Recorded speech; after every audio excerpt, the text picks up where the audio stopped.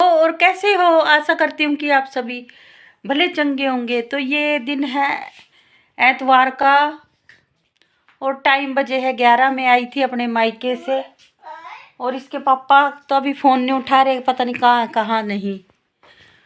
और बस आके देखा घर का, देखो कितना बुरा हाल मचा रखा। कुकर भी कहाँ रखा हुआ टेबल पे, कहीं डोलू कितनों। ये देखो सो के गए होंगे ये बिस्तरे ऐसे जूं के तू। इतना बुरा हाल, हाय हाय। किचन का देखती हूँ, किचन का भी कितना बुरा हाल। कैसे बर्तन, झाड़ू भी कैसे फेंक रखी। ये कपड़े कोट वगैरह बदले होंगे, ये भी ऐसे ही। बेड पे रजाई, इसका सोफे का फर्क का कुछ पता नहीं। हाय हाय, देख के बस इतना सिर दर्द हो रहा है ना, इतना सिर दर्द। कहाँ से शुरू करूँ कहाँ से नहीं। हाय, इतना बुरा हाल कर रखा घर का, बस पूछो नहीं। 4 दिन में घर क्या चली गई, 4 दिन में घर कूड़ा कबाड़ी का घर बन गया। इतना मुश्किल, सारे दिन इस घर को इतनी संवार के रखती हूँ और ये देखो मेरे पीछे से इतना बुरा हाल कर दिया कि आके बस पानी भी नसीब नहीं होया ना, पानी पीने का दिल भी नहीं कर रहा। घर को देख के इतना दिल घबरा रहा है ना, इतना जी घबरा रहा है, बस पूछो ना। इतना गंदा घर कर रखा। चलो अब मैं करती हूँ इस घर को ठीक ठाक, तभी मेरे को तो पानी नसीब होएगा। तो आप हमारे ब्लॉग में बने रहिएगा फ्रेंड्स।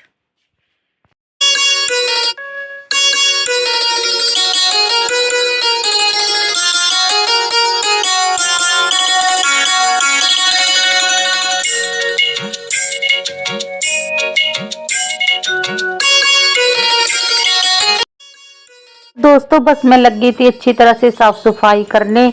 जो ये जितना भी फैला हुआ था, इसके दीपांशी के पापा ने जितने भी बर्तन थे ना घर में, सारे 3-4 दिनों में सारे झुट्टे करके रख दिए।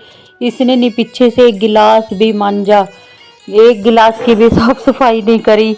और बस फिर आते दिमाग इतना खराब हो गया था ना। एक तो ऊपर इतनी तेज धूप हो रही, क्योंकि 11-11:30 बजे का टाइम हो रहा है और घर का इतना बुरा हाल हो रहा था ना, इतना बुरा हाल बस पूछो ना।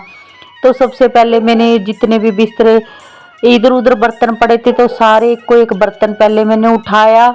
और फिर जितने भी कपड़े इधर उधर फैले थे, कौन सा कहाँ रख दूँ, 1 मिनट में भी नहीं समझ आ रहा था। इसने तो इस रूम में, उसका दिल कर रहा होगा तो इस रूम में तो लेटा, तो इस रूम के बिस्तर इधर उधर छोड़ दिए। दूसरे रूम में लेटा होगा तो दूसरे रूम के भी बिस्तरे ऐसे छोड़ दिए। बस पूछो ना, इतना बुरा हाल कर रखा था एकदम। एक बार तो ना सच में सिर चकरा गया था घर का हाल, बुरा हाल देख के। बस फिर क्या करना था, ऐसे हाथ पे हाथ धर के तो बैठ नहीं सकते थे, तो बिना पानी पिए बिना कुछ बस ऐसे बैग रख के मैंने तो और फटाफट से साफ सफाई करने लग गई थी। और धूल मिट्टी भी 4-5 दिनों में ऐसे हो गया जैसे पता नहीं महीनों भर साफ सफाई नहीं हुई है।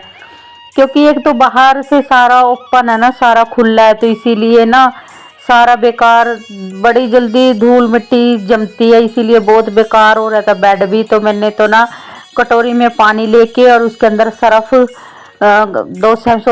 शैम्पू के 2 पाउच घोल के, तो अच्छी तरह से मैंने जितनी भी डस्ट थी गिल्ला सूखा कपड़ा करके सबसे पहले मैंने बेड के सरहाने, शीशे, ड्रेसिंग टेबल, इनको सबको साफ किया। और फिर मैंने अच्छी तरह से बेडशीट को झाड़ के बिछाया।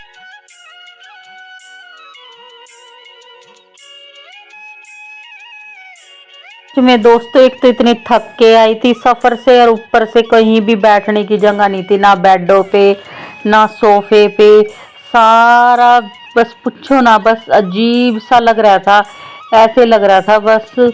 और ऊपर से उसके पापा को मैंने इतने फ़ोन करे कि आके कहीं जहाँ भी है उसकी आके मेरे साथ हेल्प करवा दे। वैसे तो उसकी ड्यूटी शाम के 5 बजे से रात की नाइट शिफ्ट होती है और वो घर में ही रहते हैं ज़्यादातर इस टाइम में। और मेरे पीछे से कहीं घूमने निकल रहे हो गए यार दोस्तों के साथ, तो मेरा फ़ोन भी नहीं उठा रहा। ऊपर से घर का इतना बुरा हाल, तो सारा कुछ ही अकेली को करना पड़ा। दीपांशी को और पारस को उसकी दादी के पास छोड़ा, क्योंकि फिर वो भी बीच बीच में मुझे और तंग करते, तो उनको दूसरे घरों में वहाँ छोड़ दिया। और फिर मैं आती ही फटाफट से अपने काम लग रही। सच में ये काम करके ना इतना थकावट हो गई थी। और ये देखो इतना मैं काम ही कर ही रही थी तो फिर पारस तो आ गया था। फिर इसको तो शुक्र करो ये भी मुझे तंग नहीं कर रहा था। ये बूफर में मैंने गाने लगाए हुए हैं, बस ये तो उसके बहम लग रहा था।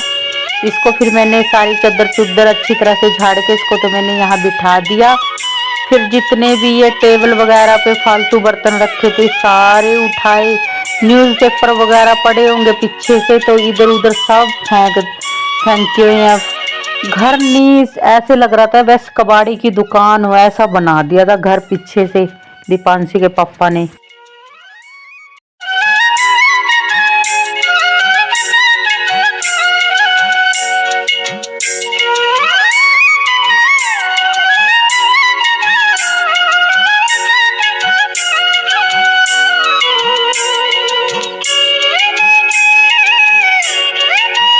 कहाँ तो कोई सफर से आता आराम से थोड़ी देर बैठता है, आराम करता है, पानी वगैरह पीता है। और मेरे को देखो आते ही लगना पड़ा काम में बिल्कुल ही। फिर ये शीशे का ड्रेसिंग टेबल, यहाँ पे भी धूल मिट्टी बहुत ही ज़्यादा हो रही थी तो सारों को मैंने साफ करा। और कसम से इतनी थकावट होगी क्योंकि बीमार थी, लीवर में इतना इन्फेक्शन हो रहा था। घर गई हुई थी तो क्योंकि मायके में ही आराम मिल सकता, ससुराल में तो इतना कहाँ आराम मिले। तो मम्मी ने बस वहीं से मेरी 2-3 दिन बस एडमिट रही वहाँ। ग्लूकोज वगैरह चढ़ी, दवाई वगैरह चली मेरी। और अभी भी बस 15 दिन तो दवाई खानी पड़ेगी। और एकदम इतनी बीमारी से बीमार हो के हटी और ऊपर से आती कभी ये तो सारा काम करना पड़ा था ना तो सच में इतनी घबराहट हो गई थी काम करते करते। फिर भी बस करना ही पड़ा, मजबूरी थी, क्या करती। गंदा फिर घर भी नहीं देखा जाता था तो बस ये बेड शीट को अच्छी तरह बिछा दिया था। जितनी भी सारी डस्टिंग थी सारी मैंने अच्छी तरह से कर दी थी। फिर झाड़ू वगैरह लगा के इसमें, और फिर मैंने इसके साथ इसमें खड़े पोचे से मैंने अच्छी तरह पोछा लगा दिया। वैसे तो इसमें बैठ के पोछा लगाने की जरूरत थी रगड़ रगड़ के, पर सच में अगर बैठ के पोछा लगाती ना तो और ज़्यादा थकावट हो जानी थी। बस मैंने तो जल्दी जल्दी में ही पोछा लगा दिया और इतने में घर चमकने लग गया था, बिल्कुल साफ सुथरा हो गया था।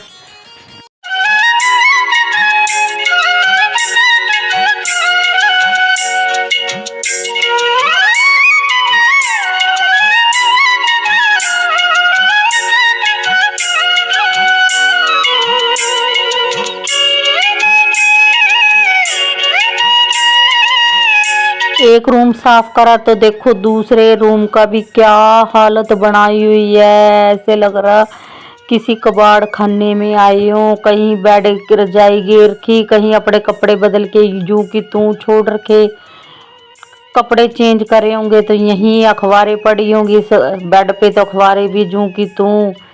हाय हाय इतना बुरा हाल। इतना वैसे तो ना इसके पापा जब ज़्यादातर मैं फ़ोन करके आती हूँ तो ये बिल्कुल साफ रखते हैं। मैंने कभी सोचा भी नहीं था कि ये इतना गंदा रखते हैं। अब की बार मैं वैसे ही बिना बताए आ गई, चुपकी सी फ़ोन करके नहीं आई और बिना बताए आई तो देखो कितना बुरा हाल मिला घर में। ऐसे लग रहा था जैसे कबाड़ी का घर है, घर तो है ही नहीं, कबूतर खाना लग रहा था पूरा। और बस और बाद में ये सोच ही रही थी काश भगवान मैं फ़ोन करके ही आ जाती तो कम से कम मुझे सफाई तो मिलती। और बस अब मुझे पता लग गया मेरे पीछे से ये कितनी गंदगी रखता है, बहुत ज़्यादा। इसको कोई मतलब नहीं है घर की साफ सफाई से बस। पर मैं भी फिर बिना रुके बिना थके फटाफट से अपना काम निपटाई जा रही थी। सोफे के कवर दूसरे कवर थे इसके ऊपर, वो कवर भी पता नहीं क्या किस वजह से तो हटाए किस वजह से नहीं।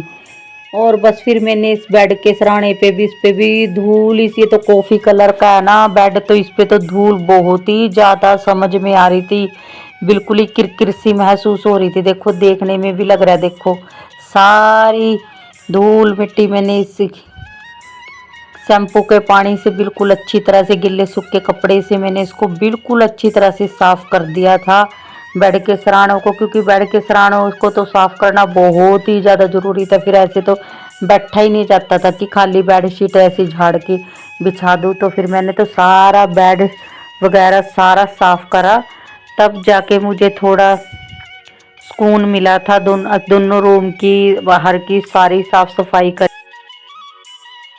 और इस पे ये देखो, एक मैं ना एक उसमें एक मेरे पास ये दो टोकरियां, एक में तो गंदे कपड़े रखती हूँ और एक में धुले कपड़े रखती हूँ।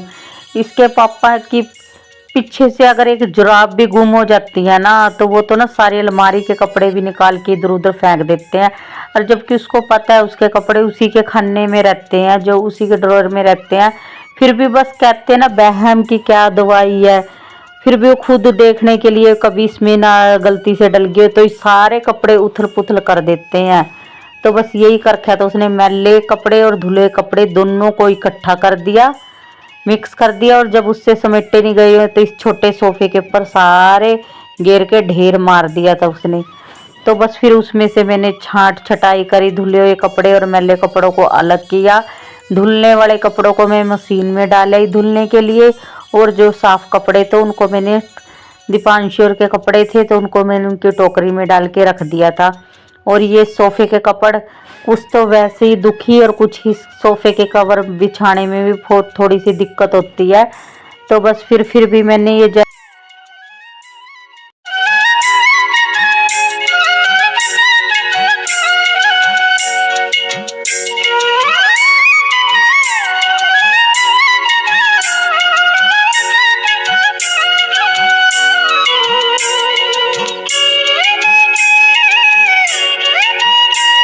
बेडशीट वगैरह तो अच्छी सारी डस्टिंग वगैरह कर दी थी। तो फिर बेडशीट भी बहुत ज़्यादा गंदी सी महसूस हो रही थी, क्योंकि 4-5 दिन हो गए थे, बिल्कुल झड़ी भी नहीं थी। तो मैंने तो इसको दोबारा झाड़ के बिछाना मैंने इसको ठीक ही नहीं समझा। और पारस भी मेरे पीछे पीछे ही घूम रहा है। और दीपांशी इस टाइम ट्यूशन भेज दिया था मैंने उसको, क्योंकि टाइम हो गया था। काम करते करते मुझे 11 बजे लगी थी, 11 साढ़े 11 बजे 3 बज गए थे। काम करते करते मैंने नॉन स्टॉप काम किया, तब जाके मुझे सांस में सांस आया भी घर अब देखने के लायक, अब बैठने के लायक है।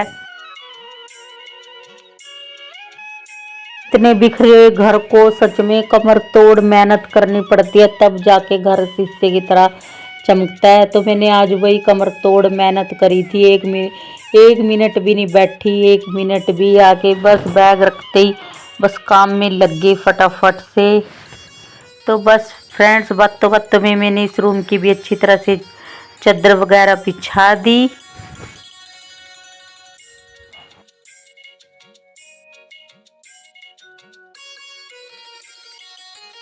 और मशीन पे भी, मेरी सिलाई मशीन पे भी काफ़ी धूल मिट्टी जम गई थी।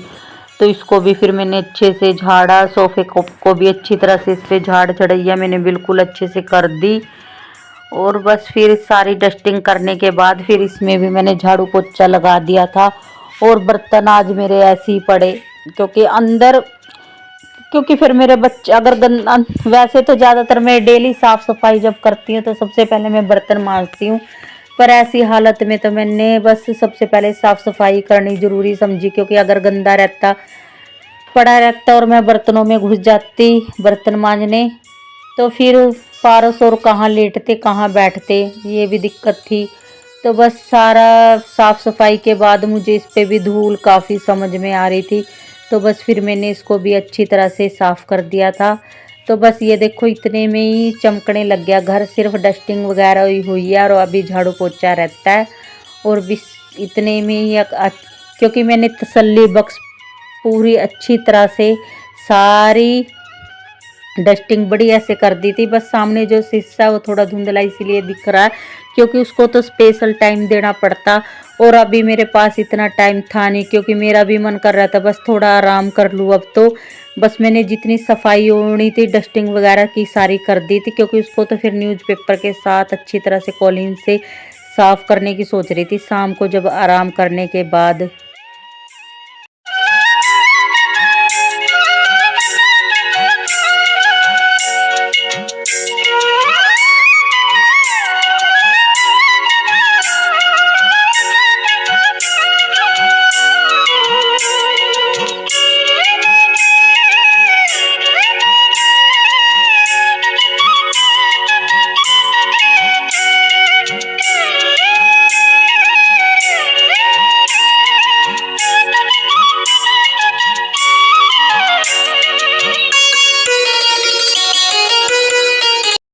तो फटाफट से सारी डस्टिंग वगैरह सारी कर दी थी। तो फिर मैं ले आई थी पोछा, इसमें भी मैंने फटाफट से पोछा लगा के, और तेज गर्मी इतनी लगने लग गई थी ना बहुत ज़्यादा, क्योंकि एक तो काम कर रहे और ऊपर से धूप काफ़ी तेज़ चल गई थी। तो मैंने तो खूब तेज़ पंखा चला के फटाफट से पोछा लगा दिया कि ताकि साथ के साथ सूखता भी चला जाए। तो फिर मेरा काम ये बस इस रूम को भी चकाचक चमका दिया था मैंने।